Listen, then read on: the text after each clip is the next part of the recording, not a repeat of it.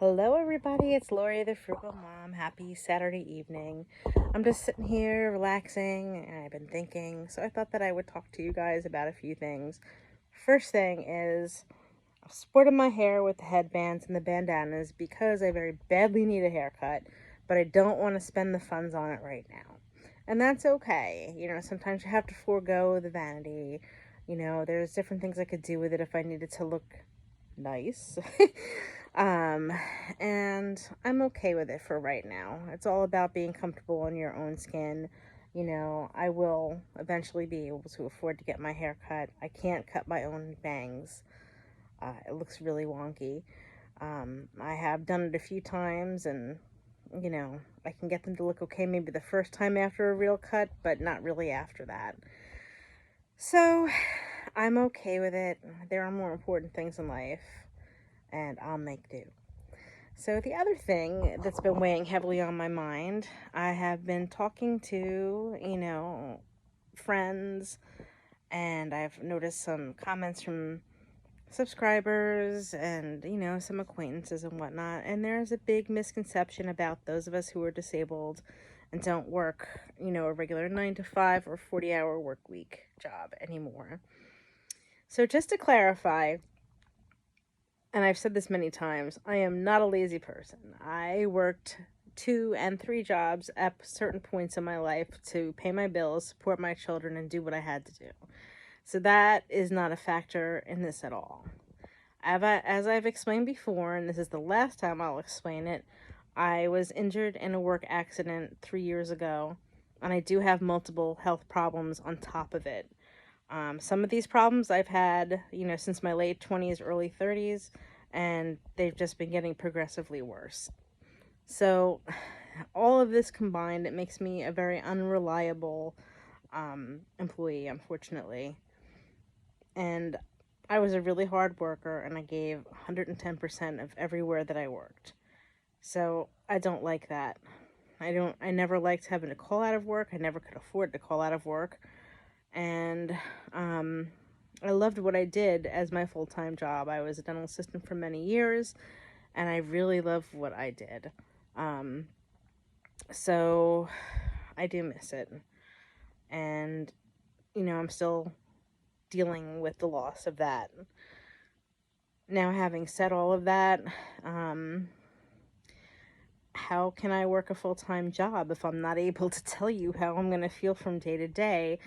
If I'm going to have to call out at a moment's notice, I'm not going to be reliable, and no one's going to want to have me. At the end of my career before my accident, I was not feeling well a lot, and sometimes I'd have to leave work early. I'd end up with a horrible migraine in the middle of the day. My blood pressure would spike. I wouldn't be able to see straight. Or if colitis bothered me, I couldn't stay out of the restroom. You just can't work like that, and you can't expect an employer to put up with that either. And how can you support a family when you're missing that much work? So these were all huge factors. And then, of course, when I became injured, my injury, the fact that I can't use my hand to 100% or even close to 100%, and it's very unpredictable, that also makes it hard to do anything that would be considered gainful employment. So what I do right now is I do have my small business. It's a craft business.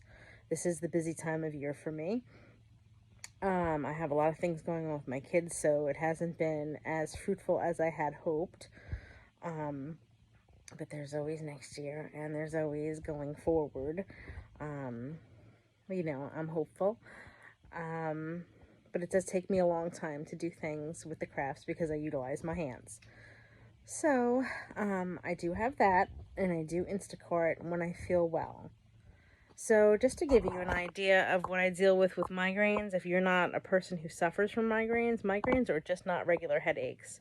I have intractable migraines, and they could last for days. I had one about 6 months ago that was 11 days long, and I had to take steroids to break the cycle because no regular painkillers would get rid of it. It affected my speech. It affected my memory.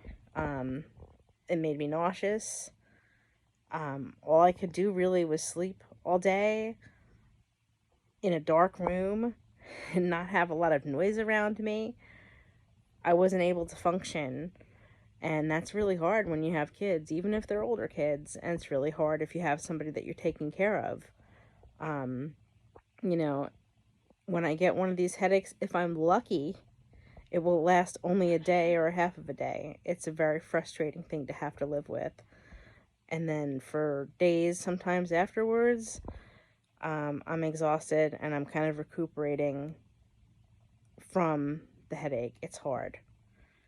So for people to tell me that I only have headaches and why am I not working is really kind of insulting. And then for people to tell me that I should be making investments, blah, blah, blah. Well, maybe someday I will, and I'll start out very slowly. But I'm thinking that for me, I think like a Roth IRA would be more predictable for me. Um, I'm a single mom. I have two neurodivergent children. I have an elderly sister. I have a lot going on, and sure, I could educate myself, but life is busy. I have to take care of myself as well and my needs. And with my SSDI coming through and my sister's benefits and my child support, and with me supplementing my income with my craft business and Instacart, we will be fine.